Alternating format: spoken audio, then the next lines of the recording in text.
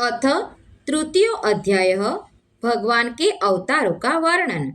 सूत उवाच जगृहे पौरुषं रूपं भगवान् महद आदिभिः सम्भूतं षोडशकलम आदौ लोकशिश्रूक्षया यस्यांभसि शयानस्य योगनिन्द्रां वितन्वतः नाभिरदाम्बुजादासीद् ब्रह्मा विश्वसृजां पतिः यस्यावयवसंस्थाने हि कल्पितो लोकविस्तरः तद्वै भगवतो रूपं विशुद्धं सत्त्वमूर्जितं पश्यन्त्यदोरूपमदभ्रचक्षुषा सहस्रपादोरुभुजाननाद्भुतम् सहस्रमूर्धश्रवणाक्षिनासिकम् सहस्रमौल्यं वरकुण्डलोल्लसत् एतन्नानावताराणां निधानं बीजमव्ययं यस्यां शांशेन सृज्यन्ते देवतिर्यन्नरादयः स एव प्रथमं देवः कौमारं सर्गमास्थितः चचार दुश्चरं ब्रह्मा ब्रह्मचर्यमखण्डितं द्वितीयं तु भवायास्य रसातलगतां महीम् उद्धरिष्यन्नुपादत्त यज्ञेशः सौकरं वपुः तृतीयं ऋषिसर्गं च देवर्षित्वमुपेत्य सः तत्रं चात्वतमाचष्ट नैष्कर्म्यं कर्मणां यतः तुर्ये धर्मकलासर्गे नरनारायणावृषि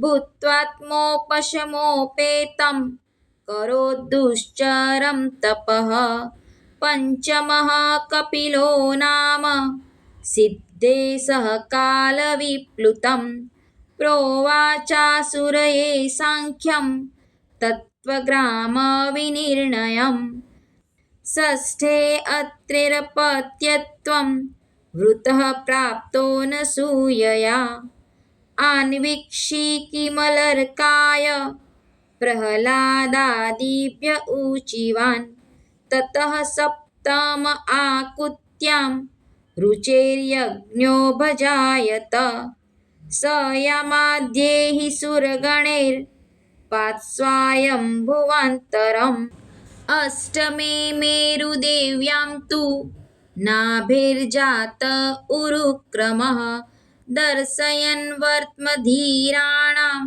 सर्वाश्रमनमस्कृतं ऋषिभिर्याचितो भेजे नवमं पार्थिवं वपुः दुग्धे मामोषधिर्विप्र आस्तेनायं स उषतमः रूपं स जगृहे मात्स्यं चाक्षुषोदधि संप्लवे नाव्यारोप्य महिमय्याम् अपाद्वैवस्वतं मनुं सुरासुराणामुदधिं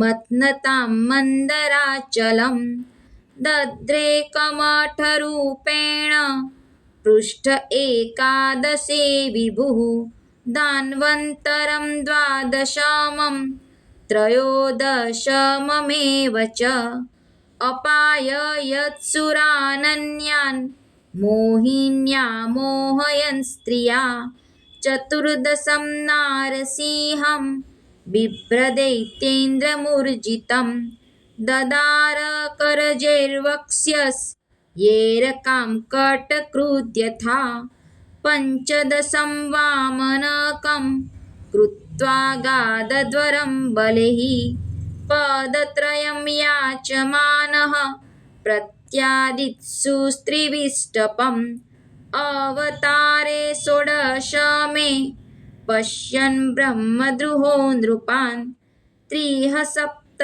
कृत्वः कुपितो निःक्षत्रां करोन्महीं। ततः सप्तदशे जातः सत्यवत्यां पराशरात् चक्रे वेदतरोहि शाखा दृष्ट्वा पुष्पमेधसः नरदेवत्वमापन्नः शूरकार्यचिकीर्षया समुद्रनिग्रहादीनि चक्रे वीर्याण्यतः परम्। एकोनविंशे विंशतिमे वृष्णिषु प्राप्य जन्मनि रामकृष्णाविति भुवो भगवान् हरद्भरम्। ततः कलौ सम्प्रवृत्ते सम्मोहाय सुरद्विषाम् बुद्धो नाम्ना जनसूतः कीकटेषु भविष्यति। अथासौ युगसन्ध्यायां दस्युप्रायेषु राजसु जनिता विष्णुयशसो नाम्ना कल्किर्जगत्पतिः। अवताराय सङ्ख्येया हरेः सत्त्वनिधेर्द्विजाः यथा विदासिनः कुल्याः सरसः स्युः सहस्रशः। ऋषयो मनवो देवा मनुपुत्रा महौजसः कलाहि सर्वे हरेरेव स प्रजापतयस्तथा। एते चांशकलाः पुंसः कृष्णस्तु भगवान् स्वयम्।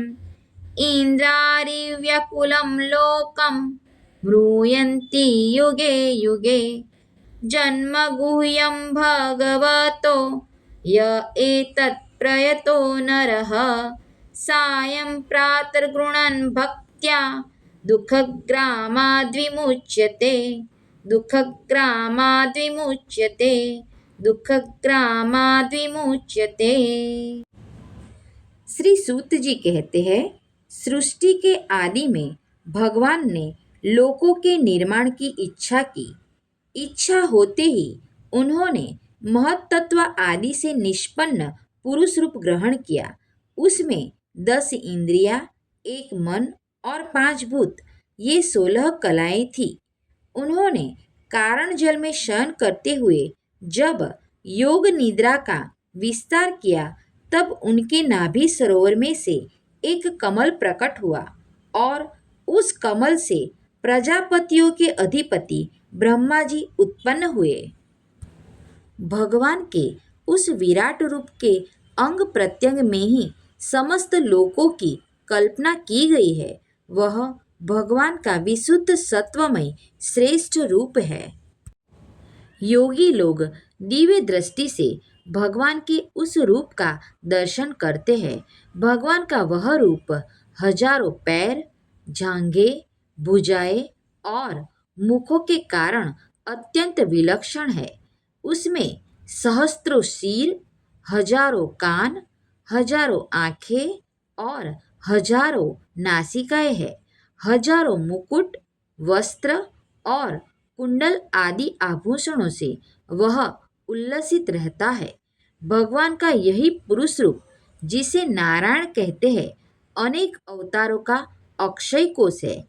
इसी से सारे अवतार प्रकट होते हैं। इस रूप के छोटे से छोटे अंश से देवता, पशु पक्षी और मनुष्यादि योनियों की सृष्टि होती है। उन्हीं प्रभु ने पहले कौमार सर्ग में सनक, सनंदन, सनातन और सनत कुमार, इन 4 ब्राह्मणों के रूप में अवतार ग्रहण करके अत्यंत कठिन अखंड ब्रह्मचर्य का पालन किया।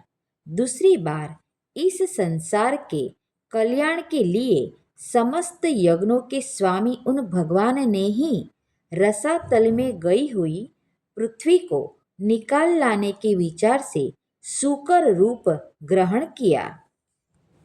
ऋषियों की सृष्टि में उन्होंने देवर्षि नारद के रूप में तीसरा अवतार ग्रहण किया और सात्वत तंत्र का, जिसे नारद 5 रात्र कहते हैं, उपदेश किया। उसमें कर्मों के द्वारा किस प्रकार कर्म बंधन से मुक्ति मिलती है, इसका वर्णन है। धर्मपत्नी मूर्ति के गर्भ से उन्होंने नर नारायण के रूप में चौथा अवतार ग्रहण किया। इस अवतार में उन्होंने ऋषि बनकर मन और इंद्रियों का सर्वथा संयम करके बड़ी कठिन तपस्या की। पांचवें अवतार में वे सिद्धों के स्वामी कपिल के रूप में प्रकट हुए और तत्वों का निर्णय करने वाले सांख्य शास्त्र का, जो समय के फेर से लुप्त हो गया था, आसुरी नामक ब्राह्मण को उपदेश किया। अनसुया के वर मांगने पर छठे अवतार में वे अत्रि की संतान दत्तात्रेय हुए। इस अवतार में उन्होंने अलर्क एवं प्रहलाद आदि को ब्रह्म ज्ञान का उपदेश किया।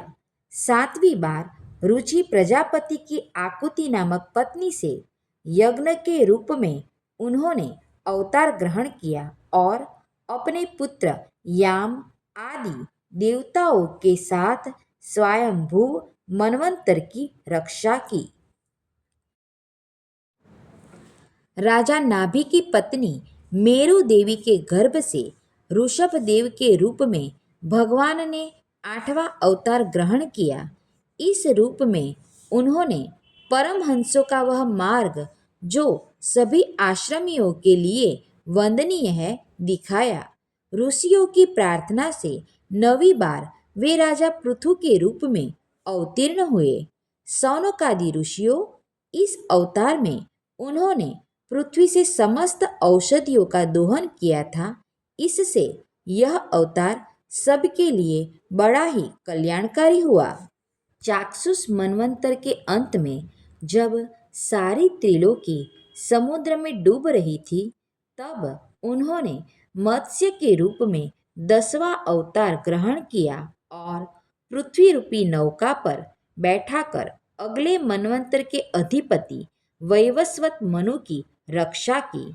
जिस समय देवता और दैत्य समुद्र मंथन कर रहे थे, उस समय 11वां अवतार धारण करके कच्छप रूप से भगवान ने मंदराचल को अपनी पीठ पर धारण किया। 12वीं बार धन्वंतरी के रूप में अमृत लेकर समुद्र से प्रकट हुए और 13वीं बार मोहिनी रूप धारण करके दैत्यों को मोहित करते हुए देवताओं को अमृत पिलाया। 14वें अवतार में उन्होंने नरसिंह रूप धारण किया और अत्यंत बलवान दैत्यराज हिरण्यकश्यपु की छाती अपने नखों से अनायास इस प्रकार फाड़ डाली, जैसे चटाई बनाने वाला सींग को चीर डालता है। 15वीं बार वामन का रूप धारण करके भगवान दैत्यराज बलि के यज्ञ में गए। वे चाहते तो थे त्रिलोकी का राज्य, परंतु मांगी उन्होंने केवल 3 पग पृथ्वी। 16वें परशुराम अवतार में जब उन्होंने देखा कि राजा लोग ब्राह्मणों के द्रोही हो गए हैं, तब क्रोधित होकर उन्होंने पृथ्वी को 21 बार क्षत्रियों से शून्य कर दिया। इसके बाद 17वें अवतार में सत्यवती के गर्भ से पराशर जी के द्वारा वे व्यास के रूप में अवतीर्ण हुए।